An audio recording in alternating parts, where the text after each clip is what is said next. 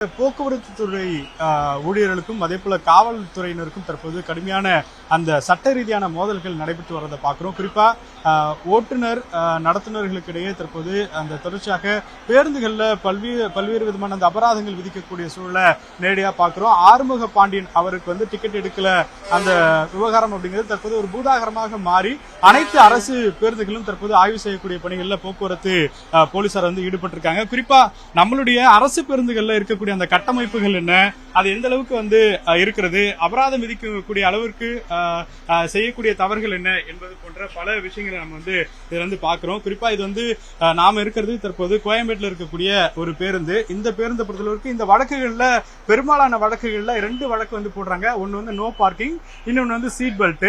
ஆக்சுவலா நம்மளுடைய அரசு பேருந்துகளுடைய சீட்டே இப்படிதான் இருக்கும். சீட் பெல்ட்டுக்கான அந்த முகாந்தரம் அதாவது வழக்கமா கார்ல பாத்தீங்கன்னா சீட் பெல்ட்டுக்கான அந்த லாக்லாம் நம்ம பார்ப்போம். இந்த இடத்துல சீட் நம்ம இப்படி சீட் பெல்ட் போடுற மாதிரி இருக்கும். ஆனா அரசு பேருந்துகளை பொறுத்தளவுக்கு பெரும்பாலான பேருந்துகள் பழைய பேருந்துகளாக இருக்கு. எஸ்சிடிசி பேருந்து தான் ஓரளவுக்கு புதுசா இருக்கும்.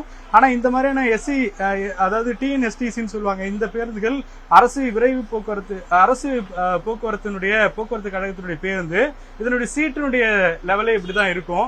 இப்படி இருக்கும்போது இதுல சீட் பெல்ட்டுக்கான அந்த தேவை அப்படிங்கிறது கட்டாயமா இருந்தாலும் கூட சீட் பெல்ட்டே இல்லாதப்ப ஓட்டுநர்கள் எப்படி சீட் பெல்ட் போடுவாங்க அப்படிங்கிற ஒரு கேள்வி எழுந்திருக்கு.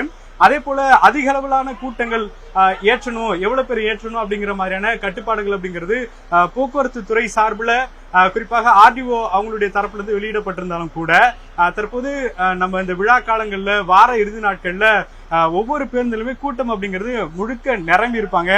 முழுக்க கூட்டமா தான் இருக்கும். ஒரு பேருந்துக்கு இவ்வளவு பேர் தான் அப்படிங்கிற மாதிரி எண்ணிக்கையில ஏற்ற மாட்டாங்க. இது போன்ற பல பிரச்சனைகளை தற்போது போக்குவரத்து ஊழியர்கள் சந்திக்கக்கூடிய ஒரு சூழல் ஏற்பட்டிருக்கு.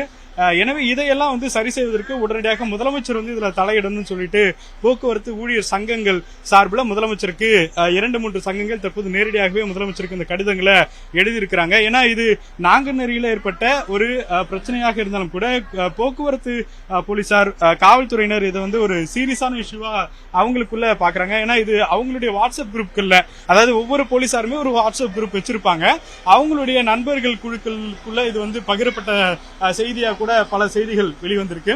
இது போன்ற நிலையில போக்குவரத்து போலீசாரிடம் தற்போது நம்மளுடைய அரசு பேருந்து இயக்கக்கூடிய ஓட்டுநர்கள் நடத்துனர்கள் கடுமையான அளவுக்கு பாதிக்கப்படுறாங்க அப்படின்றத புரிந்து கொள்றோம். ஏன்னா அடிப்படையான வசதிகள் அப்படிங்கிறது அவங்களுடைய சட்ட விதிகளுக்கு உட்பட்டு அரசு பேருந்துகள்ல இருந்துச்சு அப்படின்னா அதை அவங்க கட்டாயம் பயன்படுத்துவதற்கான வலியுறுத்தலாம். குறிப்பா ஆம்னி பேருந்துகள்ல கூட சீட் பெல்ட் போடுற பழக்கம் அப்படிங்கிறது நம்ம பெரும்பாலும் பார்க்க முடியல.